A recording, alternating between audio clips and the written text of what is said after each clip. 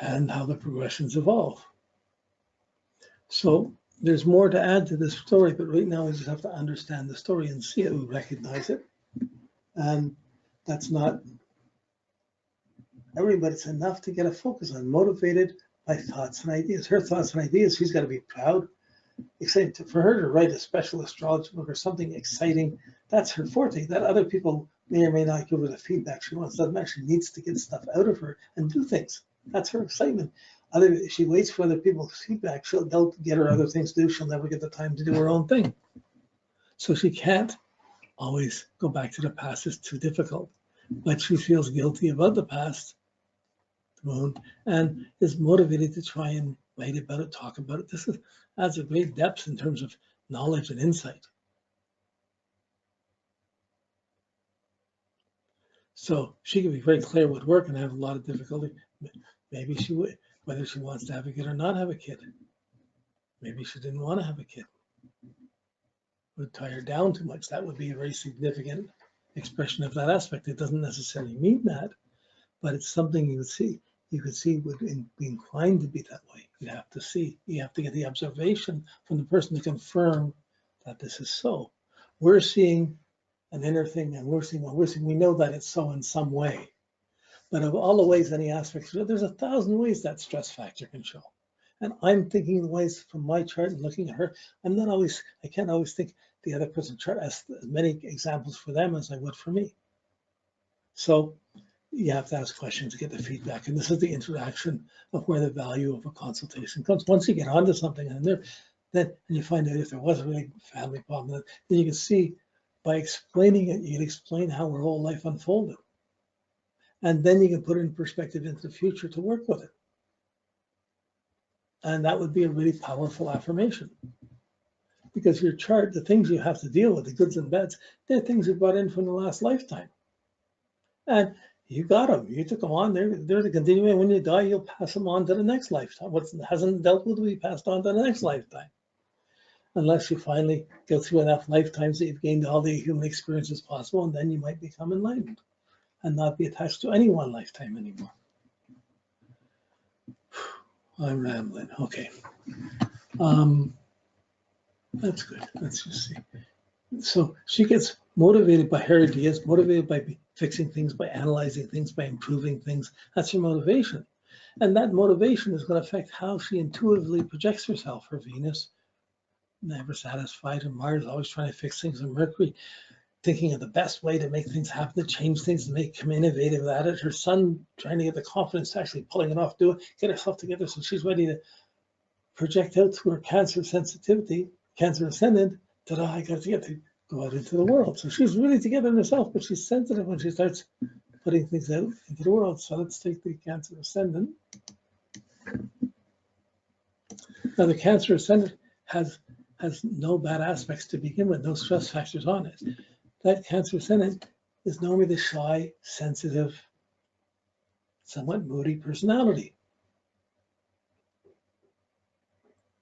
Well, as soon as I say those words, you think, well, what in the name? She's got the Leo and the Sun in the first house, the Moon in Aries. That sensitivity, she's sensitive about her own feelings. She's sensitive about her personality, how she looks, how she is. But her sensitivity immediately goes into her Moon in Aries, the moon that rules the ascendant. What do I have to do? She's going to be sensitive. She's going to dress for the role that's required of the day. She's going to dress to show. She's going to be very sensitive about it, so she's going to do this for effect. But that sensitivity is tied up to what has to be done, that impulse, that Aries moon.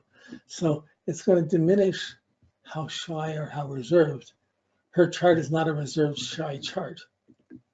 But personally, she's very sensitive. So any comment anybody makes, things she's sensitive to what she says to others. She's almost going to be apologetic for being as confident as she should be. Because sometimes I tell people, false modesty is an obstacle on the spiritual path. Because if you're putting yourself down more than is true, you're lying. And so if she's putting out, she's trying to make herself sensitive, put out the sensitive image behind that. she's trying to be nice. Hi, how you doing? Boom, time to do this. So she could be really sensitive, but then when driving on top of it, her driving would tend to eclipse her, bypass that personal feeling. So it's kind of a mixed signal factor, but that ascendant does tie daylight, nighttime's increasing, daylight is greater. I'm here, I'm needing belong. It's sensitive about how one's belonging. I've got to be here. I'm going to have to be aware of that, but it's cardinal driving, cardinal water. I've got to drive my identity. I've got to project my feelings. It's got to be the facade, the projecting the feelings, the sympathyness. So I'm trying to project sympathyness, but how I'm living is impulsive, not sympathetic. It's a funny paradox between herself that she would have to figure out how to resolve. There's no bad aspect. So it means she could be quite personable, quite friendly, be in touch with the moment, be sensitive to someone in a moment. But she couldn't stay in that same thing for a long time without bursting to go do something else. So like little hits, little pockets of reality, she would have that very sensitive element. But even then, as soon as she gets sensitive, she's going to try and do something for someone to try and help somebody. It's her nature. It's good for her to do that. That's how she's supposed to be. It's not so good for people to say, don't do anything anymore. I don't want you to do anything anymore. She's really sensitive if somebody said something like that. But this personality allows for personal sensitivity. I mean, if the moon were in the 12th house, it would be unmanageable feelings. But here the moon's up in the 10th house. So she's really sensitive to the demands of career, job, status, what needs to be done to hold things together, to maintain security. So she might be quite wild and free to a certain degree, but she'd be sensitive to know what she could do around family. She should have a strong sense of what's appropriate to family, to not. But so she might know how to play herself down until there's no interference. So funny thing to say shy. I would tend to put it very personally sensitive, but her confidence will overcome her son in the first house. She has a confidence that overcomes that in any case. But that's a likable factor that adds that. But it's a seeming contradiction with that moon and Aries between the strong impulsive one and the sensitive person who's so high, who wants to be sensitive and yet can dish things out, can't always take them.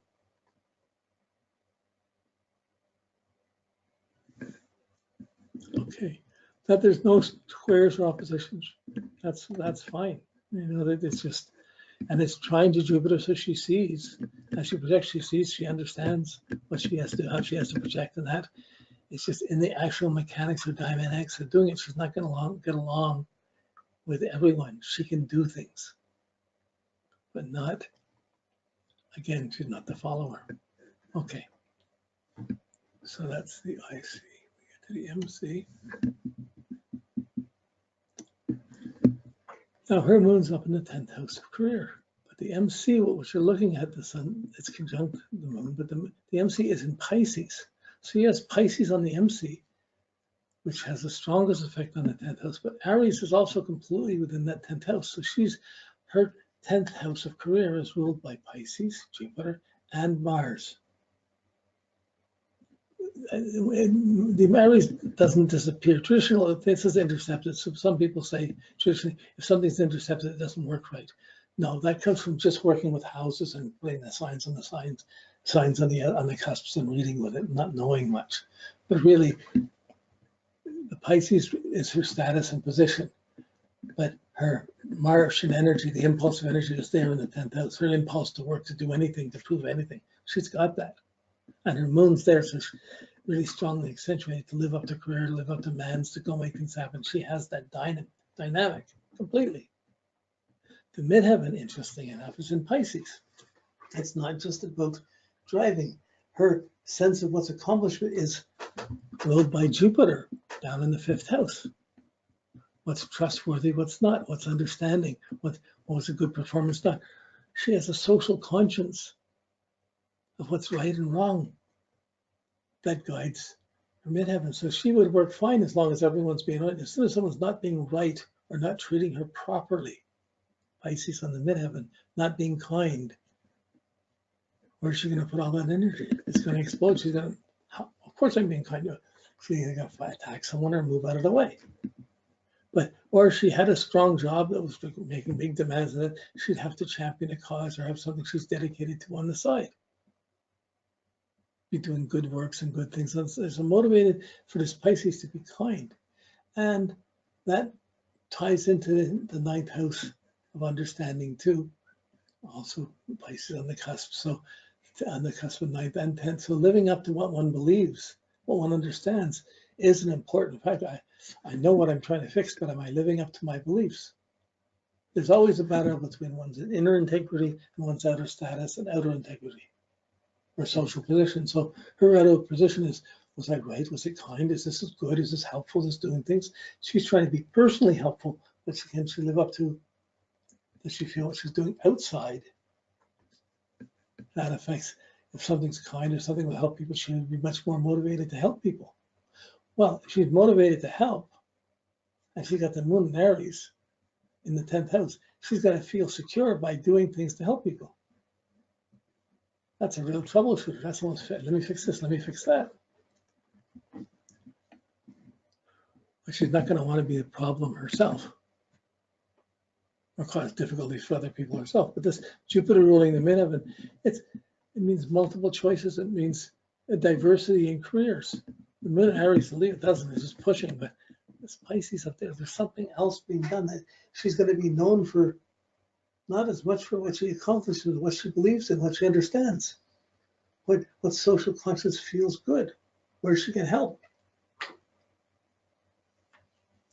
Interesting puzzle of how to place one's energy in a place where something can help. And if you're doing, say you were doing volunteer work, helping a good cause 1 or 2 days a month, you'd be in one place where people couldn't fault you, can only give you good support because you're helping.